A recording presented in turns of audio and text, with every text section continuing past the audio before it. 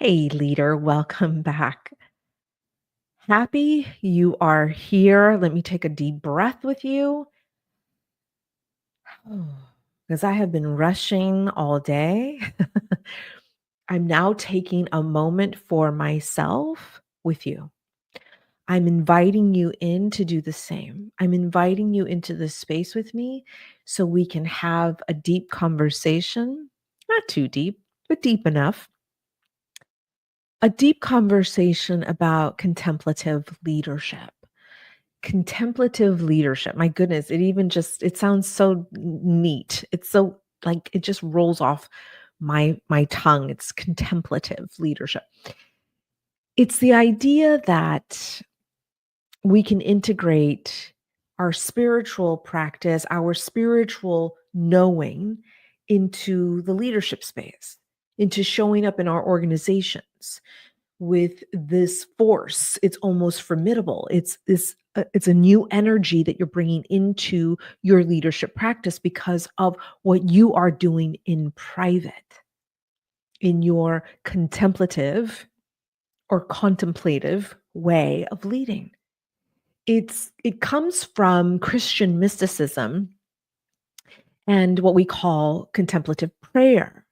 And it's the idea of we're not praying or begging source, God, Christ, universal spirit, or consciousness. No, we are in union with this energy and we are in stillness. So, it's not about scripture, it's not about religion, it's about the energetic work that you're doing with a higher consciousness. That's what contemplative leadership is.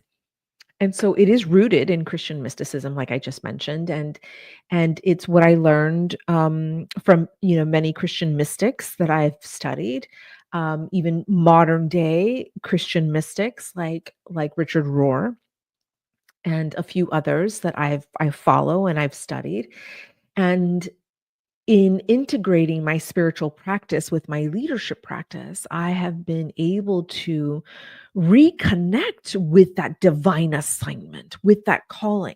It's like your divine assignment is not mine. Mine is not yours. Yours is not his. We cannot have the same divine assignment. We were made all uniquely, individually to do a very specific mission in our organizations, in our nonprofits, in our communities, or if you're serving your constituents, right? We were all assigned something very, very specific. And so for you, it may be in the medical industry. For her, it could be in nonprofit philanthropic work, right? Or somebody else could be in public policy, right? I happen to follow this space of leadership training and development and research. And so this is my unique space on this planet, and it's my sliver of what I get to do. And so I've answered the call, and I answered the call many, many decades ago. um, 2 decades ago, over almost 3 decades now. Wow. Wow. Um, I answered that call when I was about 15, 16 years old, when I was part of a program. It was called the DECA Club in high school, and we ran the student store. And one of those requirements to be an active member was to not only work in the student store, but to also work in real life, like have a part-time job. And so I worked at Montgomery Ward. Yes. Montgomery Ward. I can't even say that. Oh my gosh. I don't know. It's traumatic.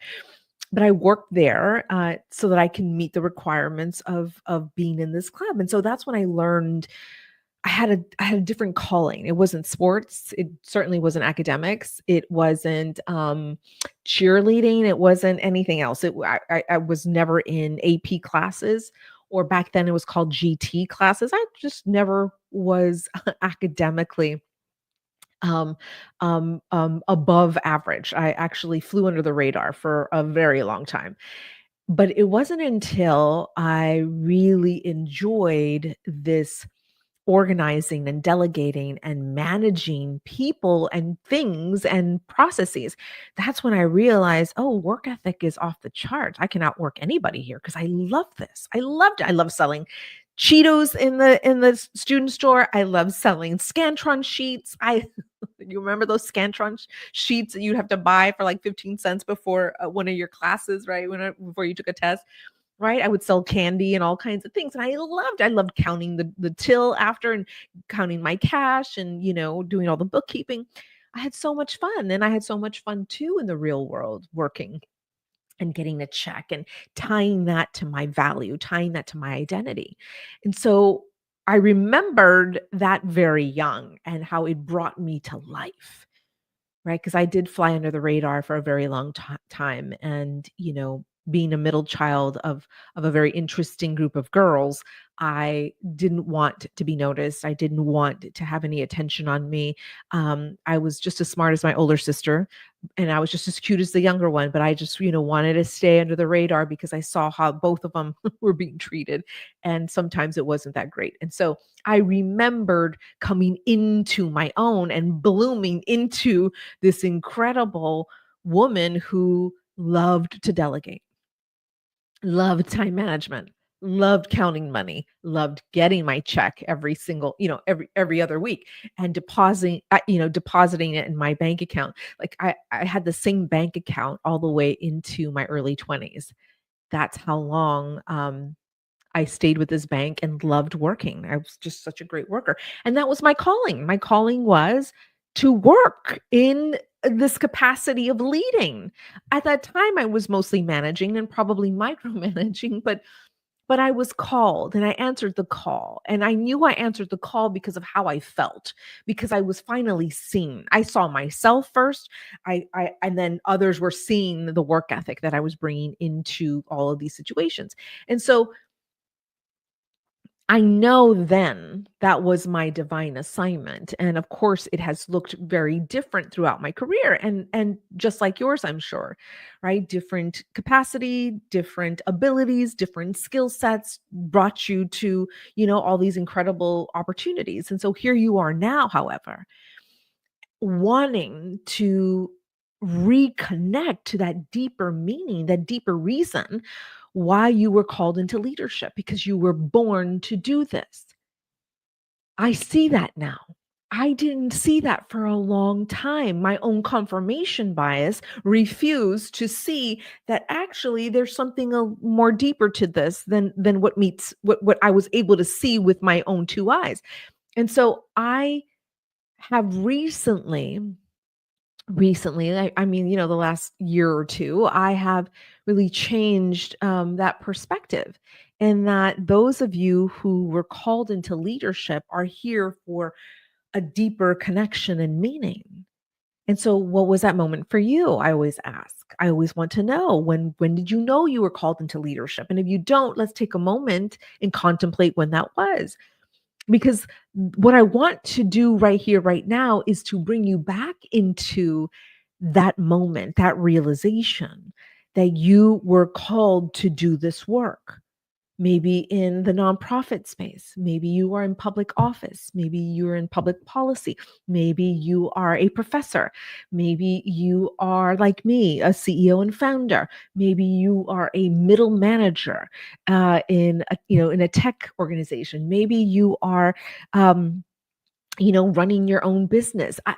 Wherever you are, you were called into leadership.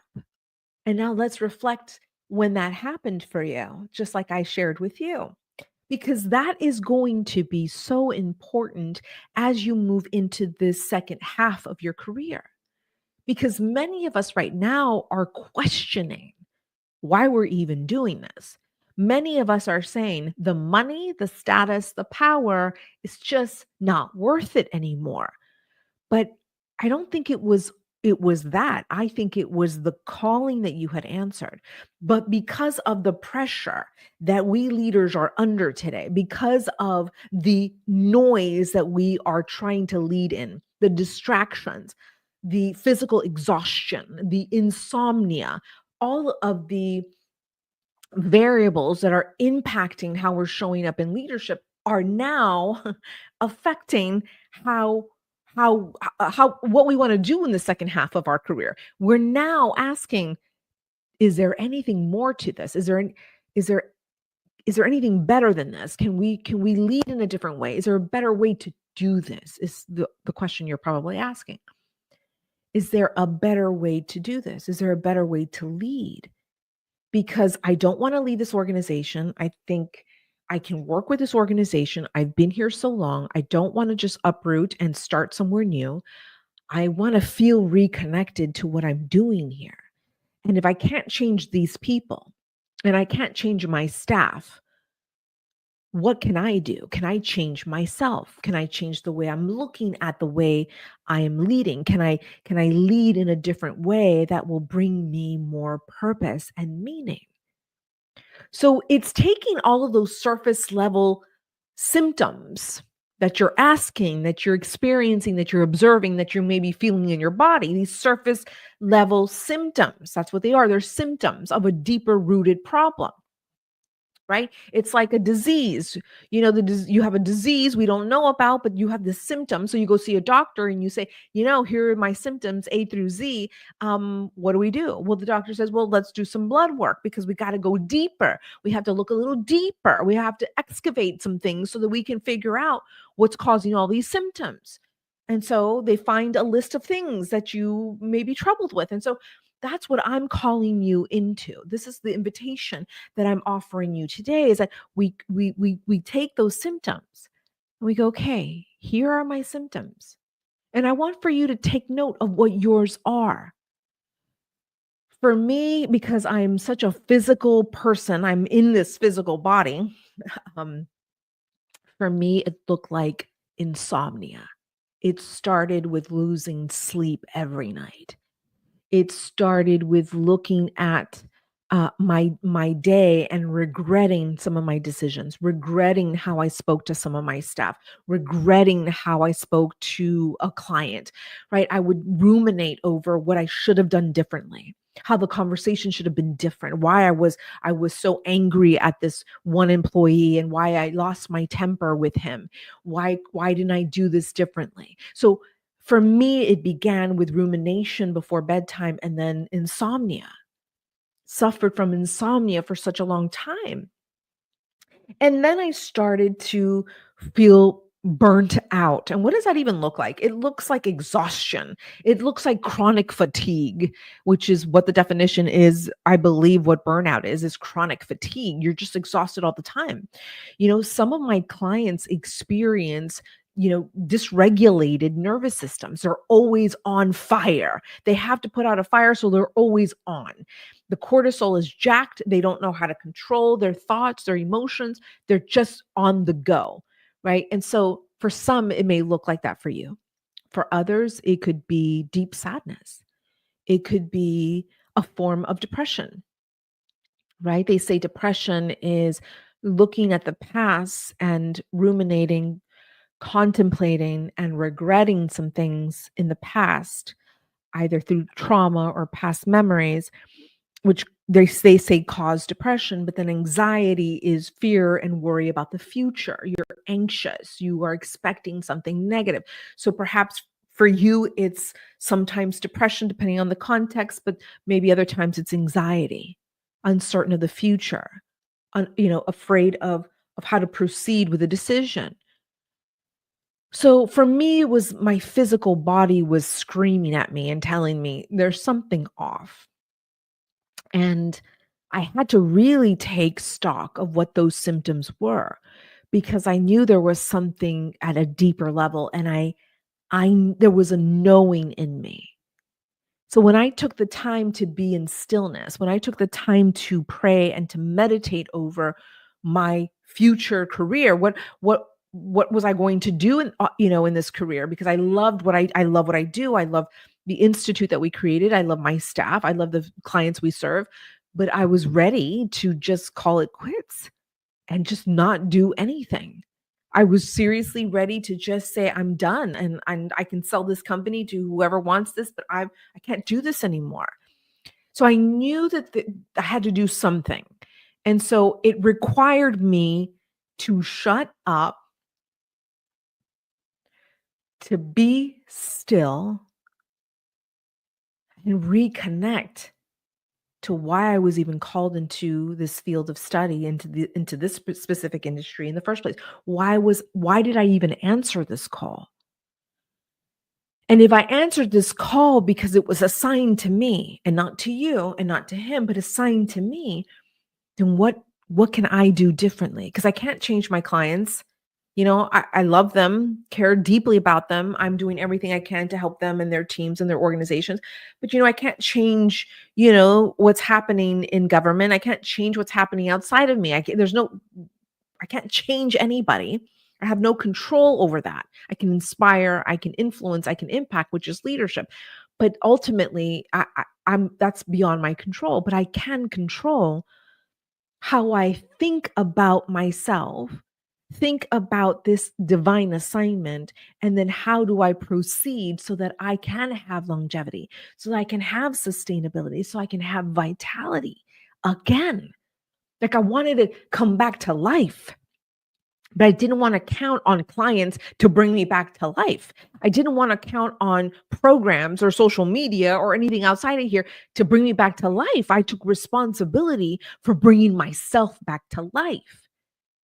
And that looked like being still and asking God for a different way of looking at my divine calling. So, number one, you have a divine assignment.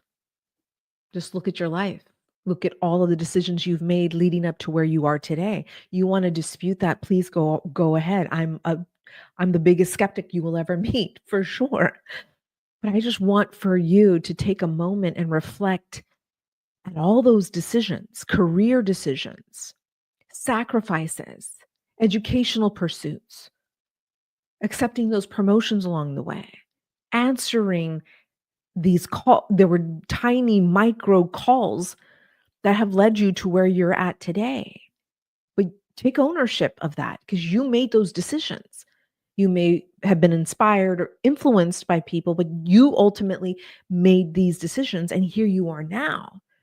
So now let's take ownership that we have a divine assignment. That is first and foremost. Once you can agree and accept that you have a very specific assignment, you can now say, okay, if that is true, and I do believe that's true, how can I reconnect, maybe re-energize, maybe reprogram myself with this new identity, right? With this re-energized idea of a divine assignment as I move into this next half of my career. Because I want it to be meaningful. I want to be conscious. I want to be back online. I want to be, brought back to life. But I can't count on anyone to do that. So I'm going to take responsibility for that. So that's the reflection that I want for you, that I'm inviting you into doing today with me. Is number one, accepting that you have a divine assignment that's unique to you and to you only. Because nobody can lead the way you can lead. No one has the neurology, the perspective, the learnings, the skills, the expertise, the mastery that you have. Only you have what was given to you, what you've earned along the way. It's the anointing that's over your life. So here you are now saying, okay, maybe that is true, Denise. Okay, I can believe that. Now, I move into my second half of my career. I want it to be different. How do I make it different? How do I come back to life? How do I find deeper meaning in the work I'm doing today and beyond? That's the reflection. That's what I want for you to take a moment to ask yourself in the stillness, in the meditative practice, in the contemplative leadership practice that I am proposing you do today. Because, leader, we need more people like you with this very specific divine assignment, with these very specific gifts and anointings that were given to you. Okay, not to me, to you. We need more people like you, fully aware, fully online, knowing that you have a deeper connection to why you were called into this leadership role to begin with. I want to remind you, ultimately, remind you of why you were called into leadership. And contemplative leadership allows us to do that. This is it, contemplative. We are taking a moment to contemplate why we are here. This is what this style of leadership can do for you. It can help you find awareness around why you're even here on this planet, on with this very specific purpose, right? And then with that awareness and with that energy and with that presence and with that vision, you then get to lead at a whole other level of purpose and meaning. And when you come back online and when you bring yourself back to life, you lead differently. You impact differently. You're the domino. You're the first domino that knocks down all the other dominoes. That's you, the universal leader, the contemplative leader.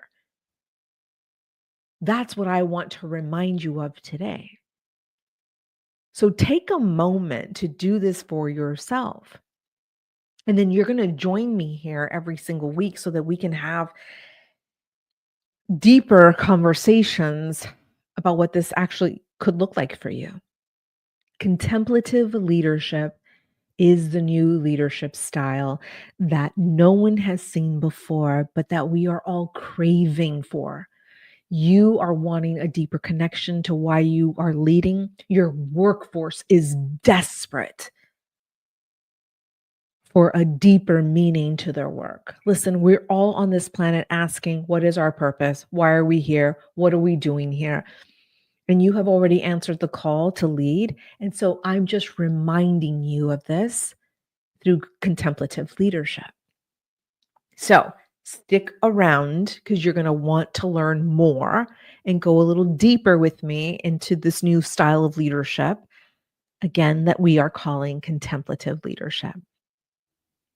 All right, leader, I hope you enjoyed our time together today. I know I did, and I will do this work that I'm asking you to do, that I'm inviting you to do. I do the same work. We're going to do this together, and then we're going to meet back here so that we can continue the conversation. All right, leader, I'm wishing you a fantastic day ahead. Leave your comments, your questions down below. I'll see you soon. Take care.